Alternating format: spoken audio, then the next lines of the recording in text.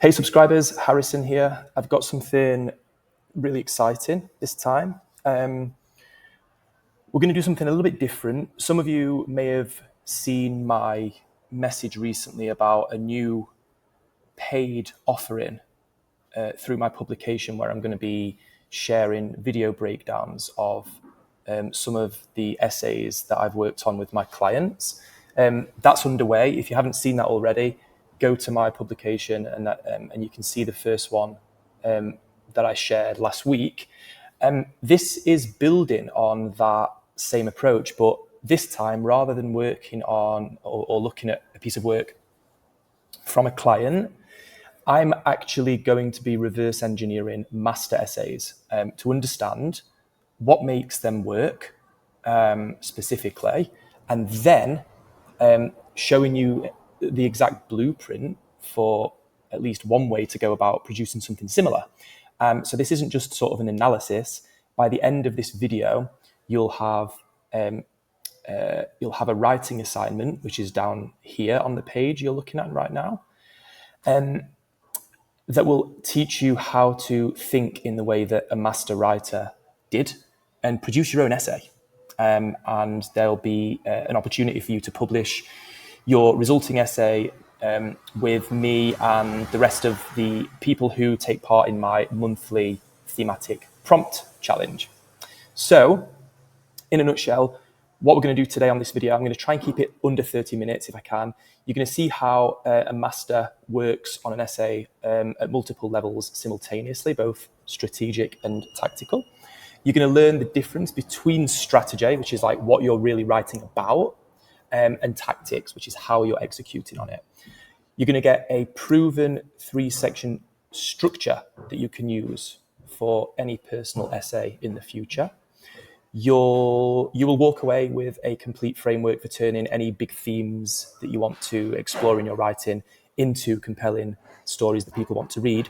Plus, as I said, anybody that participates in this particular prompt gets to join us next month for our prompt group social, where basically a bunch of us writers jump on a Zoom for an hour. We talk about the impact that constraints have on our creative practice. We share some nourishing IRL time with other writers, and we reveal next month's prompt. It's a lot of fun. If you are thinking about joining and becoming a paying subscriber, do that right now. And I'm excited to see you in the community. Okay, let's dive into an analysis of a favorite nonfiction writer of mine, David Sedaris. Before I zoom into this diagram, I can tell that it probably looks a bit complicated. And what I want to say from the outset is, once we zoom in, you'll see that it's not complicated, actually. All I've done is I've placed Sedaris's original essay in the middle. Then on the left, what I've done is, bear with me, sorry. What I've done is I've done a kind of analysis of a strategic analysis of what David Sedaris did in order to produce this piece of work. And then on the right here, I've looked at the tactics of how he actually went about producing it based on his strategy, right? So I just wanted to say that before we zoom in, because I don't want to lose you if you think, oh my God, that looks so fucking complicated and weird. It isn't, and I promise you, once we go through it, you'll find a lot of value in it. Let me see. Anything else important to mention here?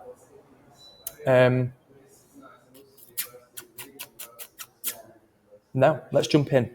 So what I want to say first is I'm going to spend 5 or 10 minutes talking about the strategic analysis. And what I want you to try and do, if possible, I know it's not going to be easy on a screen when everything's shown together, but try to ignore everything on the right and all of the colour here. All this colour that you see is associated with the tactics of what Sedaris has done. And I want to talk about that after. So I think it's really important to talk first about the strategy before we talk about the tactics. So if you can, please try to pay attention to what I'm saying and where I'm guiding you on this video. I will get to the colours, I will get to the tactics in a moment, but it'll help you if you ignore them for now. Don't even try and read David Sedaris's piece. I'm going to include a link underneath this video in the post where you can just go and read David Sedaris's piece on your own in your own time without any of these notes. And actually, I would highly recommend, before we dive into this analysis, going to read it first. Maybe read it a couple of times, reflect on what you got from it, whether you liked it or not, what you think is effective or not. If you do that first and then come back to this video, you'll get 10 times more out of it. So again, go and read the piece first. It's called Diary of a Smoker. Either find it in the link below, or if you can't, just Google it. You'll find this essay online easily. All right, now let's dive into the strategic analysis. I'm going to try and block out the tactical part. Final thing to say about this is we're working from the middle outwards. So we're going to start at the zoomed in level, as you can see here, and I'm going to talk you through these points. And we're going to gradually work our way away from the middle to a more zoomed out, high level key takeaway perspective. Okay, so let's zoom in. We're looking at Diary of a Smoker, David Sedaris essay, 900 words, one of my favorites. We're looking at what is he actually doing here and what's going on behind the scenes. Now, first thing to say is that this entire essay is it's just a collection of 6 stories.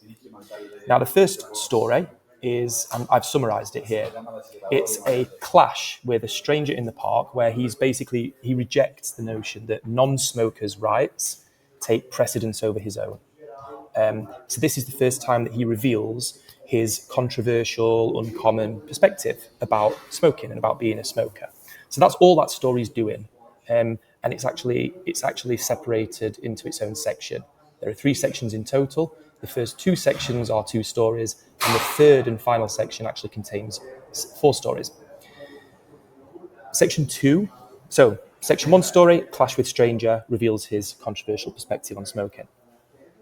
Section 2 story is a visit to a doctor for a routine checkup, and he makes out to the doctor as if smoking cigarettes is actually okay, it's fine, because the real enemy would be something like smoking crack. So it's kind of like a funny, surprising, short anecdote that he tells you about his visit to the doctor. And it doesn't actually, apart from the theme of smoking, it doesn't relate or bridge in any way to story number 1. It's just the second story that he tells you after telling you story number 1.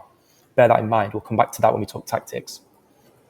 And then section 3 is actually 4 stories in one section. So the first one is just a story about reading some report by this federal health organization in the States that came out and talked about the dangers of secondhand smoke. And so he just tells the story of coming across that report, and he feels it's unfair on smokers. Then he moves into story number 4, which is he shares fond memories of his mum's excessive smoking. Further reinforces his position that he likes smoking, and he likes the fact that his mum likes smoking, and he's not going to change his mind on that. Then story 5 flows from story 4. He continues talking about his mum, and he just shares about her death to lung cancer, but maintains that it was her choice to smoke, and he does support her choice and the choice of other people to make that choice as well. And then the final story is number 6. This one is the only story really that links to one of the other ones directly. It links to number 3. It's a continuation of story number 3, where he gets home and he just tells the story of disagreeing with his partner Hugh, whose reaction to the EPA report is very different to his, and they have a little bit of an altercation about whether David can continue smoking in the house, and David fights for his right to continue smoking in the house. So, at a tactical level, all this essay is 6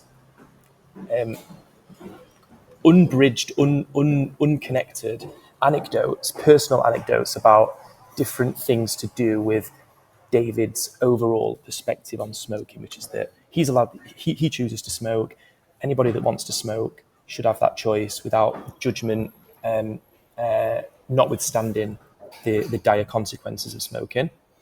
So at the first sort of level of analysis, that's all that he's doing, right? He's just come up with 6 distinct anecdotes that only he could write about, that speak of this topic of smoking and his unique perspective on it.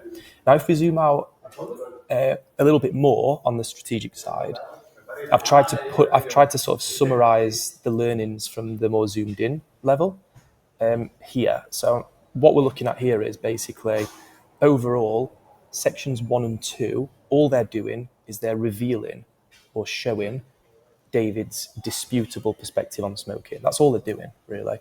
The first one, the woman in the park's like, "Hey man, can you not smoke near me?" And he's like, "Actually, no, it's your vote against mine and I want to smoke." And in the second story, he goes to the doctor, and the doctor's like, "How much, do you smoke?" And he's like, only cigarettes and pot. And the doctor's like, "Only cigarettes and pot? What are you talking about?" And Sedaris is like, "Well, it's not crack, so, give me a break." So those two sections are all they're doing is they're just demonstrating his unique perspective on smoking. Section 3 is where he gets more personal, and this is where he starts to show how he came to have his perspective and that he stands by it despite being painfully aware of the consequences. So you can start to see what's happening here, the way that he's thinking about structuring this. And as we zoom out, bit by bit, we start to get a stronger sense of why he's using this topic and what he might actually be trying to allude to at a higher level. Now, this is just my interpretation. You might have a different one from the essay, but the point isn't really to be correct and to know. It's not really a competition about who knows more about David Sedaris' work. It's more like, I've looked at this in depth. This is one interpretation that I've taken from it. And the important thing is that this interpretation, whether it was David's intention or not, can help us understand how to put together an essay. So what I would ask is, if you're a fan of David's work, if you read this piece and you don't agree with my interpretation, just know that that's absolutely okay. You can still learn from this exercise, and I believe that it will still help you write an incredible piece of work that readers love. So all of this is to say, sections 1 and 2 are just revealing his unique perspective. Section 3 is making it personal and explaining why he has that perspective and why he stands by it. And so, like, my interpretation of this piece, really, if I zoom all the way out, is that it's about smoking, yes, but more broadly, it could be about the author feeling like he's not allowed to be himself, right? Because most of the stories he's telling, all of the stories he's telling, arguing with the woman in the park, being judged by his doctor, feeling criticised by the EPA report, and then having to share space with Hugh. These are all examples, when you look at them from a zoomed out, squinty perspective, of him pushing back against people or systems that make him feel restricted or not accepted.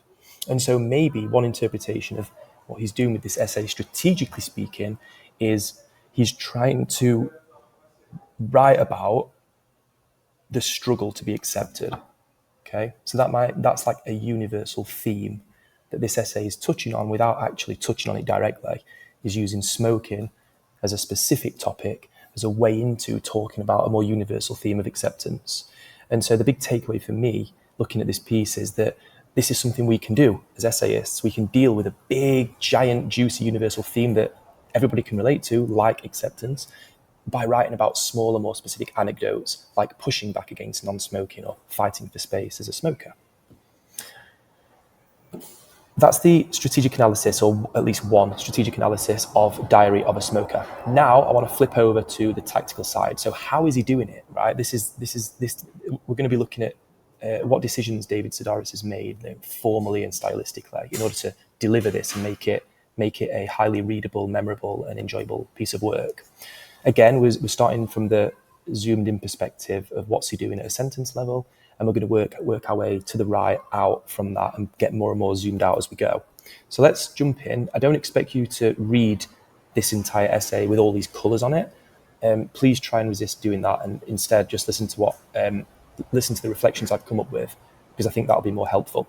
So looking at this from a tactical, stylistic level, zoomed right in, one thing is very clear, is that every single section, all three, contains plenty of concrete and specific detail that only David Sedaris could, well, not only David Sedaris could write. Anybody could write about bikes, boat ponds in Central Park. But what I'm saying is, he's found a way to incorporate very, very specific language into an idiosyncratic story that only he can tell. So if you look at the yellow parts, the concrete and specific, right, it's all self-explanatory. Just think about these solid nouns and what they do to ground you in the story and make it feel highly relatable and memorable. Bikes, boat ponds, parks, cups of coffee, fighting off a bumblebee, elevators, trunks of cars, pairs of sandals, stone tablets, guts, right? So again, this all the way through, you can see how much yellow there is here, and I probably haven't even highlighted all of the bits that I could, but you can see that there isn't a single area of the whole essay that is like lacking concrete and specifics. It's equally distributed throughout the piece, and I think that's intentional. The next thing is that is surprisingness or just unexpectedness. Each of the three sections contains plenty of surprising elements. Our votes automatically cancel each other out. I was like, wow, does he really think that? People wearing sandals are always a sure sign of trouble. Wow, I've never heard that before. If you want to get a kidney transplant, it's covered, but if you desperately need a hair transplant, it's considered cosmetic. I don't know, you tell me, right? So again, all the way through, he's writing about specific and surprising things. There isn't any wasted verbiage or unnecessary stuff going on in here. The next, as you've already figured out, is that it's funny all the way through. Every section contains funny bits. Even the final sentence is made me smile. And then the other thing that all three sections contain is dialogue, which, as we know, just brings a story to life and is also a really refreshing way to like just change gear. So to go from descriptive or metaphorical or whatever, or reflective, to dialogue is like a really nice way to break it up and give the piece more music and just make it more memorable and specific again. So all three sections contain specific, concrete and specific idiosyncratic details. All three sections are surprising, all three of them are funny, and all three of them contain dialogue. The final section, which, as we said before, is where he starts to get a bit more personal and justify his position, has even more going on. It's concrete, it's surprising, it's funny, it has dialogue. It's also touching and even tragic, where he's talking about his mum dying of cancer and her final cigarette that she had. I just scribbled orange and red next to these paragraphs because I thought if I try to do it over what I've already got on there, it'll just become an absolute mess, an absolute soup. So you can see how much thought and how much work goes into each one of these sections before David hits publish. He makes sure that you're going to remember it, it's going to be deliciously specific, it's going to make you laugh, and it's going to bring it alive with real conversation from people. Now, if we zoom out on the tactical just one step more, we can look at slightly more conceptual, like what's he actually doing? What's going on in each of these paragraphs or each of these sections? And for those of you that are familiar with narrative nonfiction or just nonfiction writing and storytelling in general, you probably will not be surprised to see that he's using a proven convention of start with an anecdote, move into it, some kind of evaluation or observation, right? That's kind of how human beings like to ingest information. It's how we make sense of the world. People tell us a story and then we make sense of it. And so this is what he's doing. And actually, once you see it for what it is, you see how much fidelity he has to this convention, actually. And that's one of the things that I want us as writers to take away from this, is that it can seem when you're looking at a piece of work by a master that they're breaking the rules or they're skirting the rules or they're making up their own rules. And whilst they do that, and they're well within their rights to once they mastered something, 9 times out of 10, they're actually not. They're not not breaking as many rules as we think they are. And ultimately, I think there's a principle there that as creatives or as people working on creative work, it's not so much that we're trying to, we're trying to create new ideas, not new rules, if you see what I mean. So I think another way to say that is, I used to think when I first started writing 3 years ago that rules were going to curtail my freedom in some way. But I'm learning more and more that actually the rules are there as a scaffolding to stand on, and it's from that scaffold or from that plinth or podium that you can then choose how to be creative, inventive, and imaginative, right? And that's what Sedaris is doing here. So this first section, all he's doing is he's opening with an anecdote, clash with non-smoker in park, and then he's just making various evaluations about it. She's wrong. He makes an analogy to elevators. He makes a funny analogy to Moses. And it ultimately says, look, people who meddle and say that we shouldn't be smoking think they're doing me a favour, but they're actually not. And he's got a kind of a funny way to sum that paragraph up. Again, in the second section, he opens with an anecdote about visiting the doctor. He moves to an evaluation of these insurance companies just being backwards and getting things wrong.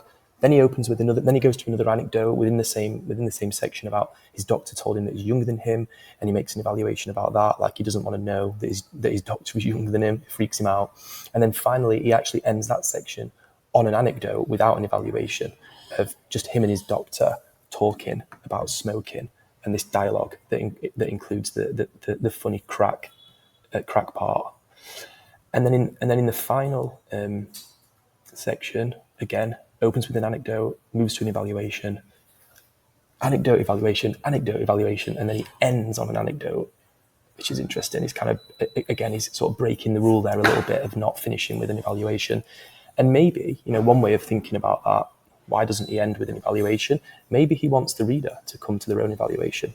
That would seem to me to be a clever way to end an essay without making it feel like a live, laugh, love ending, or a you've tied a neat bow on it, or even just avoiding sort of excluding people from making, arriving at their own insights, which is always going to be more powerful for readers. And then if we taking all this into account, if we zoom out all the way on the tactical, there are these five key takeaways that I want to highlight. First of all, it's just a very simple 3-section structure of roughly the same length. And that's quite constraining when you think about it. And it's just 900 words. So, it's not a lot of words to play with, and he fits a lot in.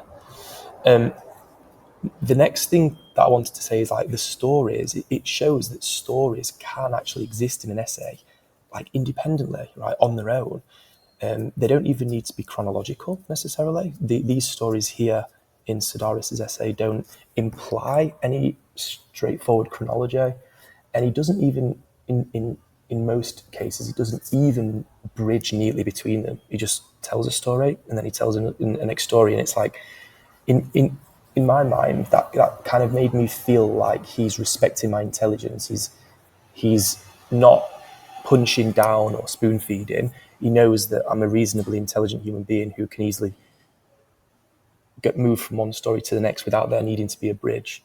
And that was, to me, that was a really big insight, because in the past I've always been quite hung up on how am I going to bridge between this point and that point? And it's like, maybe we don't need to. Maybe an essay can be just as successful as a group of distinct stories, provided that they serve your overall objective, right?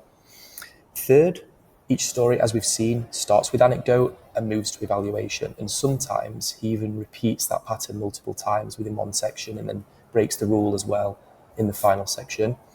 I've already spoke at length that each story contains specificity, idiosyncrasy, surprise, humour, and dialogue, and not much else. It's very lean piece of work. And then the other final thing, it's a small stylistic thing, but I think it's worth mentioning, is notice how the final sentence of each of the 3 sections, it kind of like, it leaves with a little bit of a sting. It's like it creates stakes and leaves you wanting more. So the final sentences of the sections are plotting revenge as the first one. You think, ooh, what's this going to be about? Second is nasty habit. Again, just leaves you with like a certain taste in your mouth, and you want to keep reading it. And then the whole piece ends with it's cold outside. Right? So this is I thought this was an interesting stylistic nudge for us writers to think about how we're ending each paragraph. Can we end it in a way that leaves the reader hungry for more and keeps them flowing down the page? Right, what was all that in aid of? Well, if I just left it there, it'd be interesting, but I think it would fail to be useful, because it's like I was looking at this going, all right, well, how do I go about using this in an essay of my own? Which is why I have created this little bit under here, and this is going to be an exercise now aimed at creating a Sedaris style piece using these constraints and these conventions. I wanted to start with this brilliant quote, which I absolutely love, from that dude that wrote the book on war. Having a strategy without tactics is like a slow route to victory. You kind of need both, right? But just having tactics without strategy is the noise before defeat. What a wonderful metaphor that is. And I think it applies to writing. I think it would be naive of me to assume that David Sedaris and other masters like him have an idea and just jump straight into how, right? I don't think they do that at all. Maybe they do that in the sense that they just open a Google Doc and start doing a stream of consciousness because they have the urge to write. But at a certain point, if they're going to take a piece of work seriously, they are definitely going to come back to strategic considerations of like, what am I actually trying to do here? And so I want to offer this exercise to you, if you are a paying subscriber, or you are part of our monthly thematic prompt group exercises and social calls. So this is going to be the next one, the fourth installment of that challenge. I've got a standalone document to give to you with all of this information on, but just for the benefit of explaining it in the few minutes I've got left, basically the challenge is to start with the strategic consideration.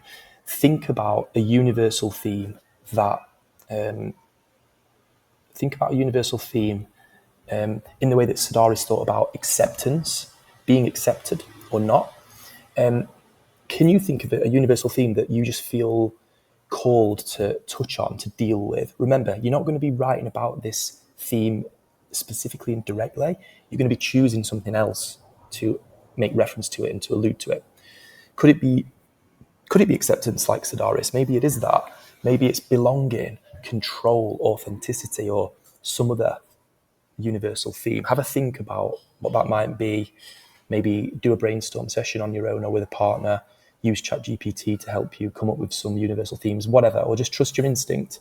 Once you've shortlisted one or two that you feel motivated to sort of deal with, step 2 is to think about an uncommon perspective that you might have on that theme. So the way that Sedaris did it is talking about acceptance, but he's going to use smoking as a way into that bigger theme. And his unique perspective is that, like, I like smoking, and just because I smoke and you don't smoke doesn't mean I should honour your request to be in a smoke-free environment. My mom smoked and she died of lung cancer, and I still support her choice to smoke. And I live with my partner and he doesn't smoke, but I do. And since I pay half the rent, I'm allowed to smoke in the house half of the time. Now that is an uncommon perspective, right? Most people you meet today would probably be like me and be like, I don't think you should smoke around people that don't want to smoke. It's not fair, right, to sort of subject them to that.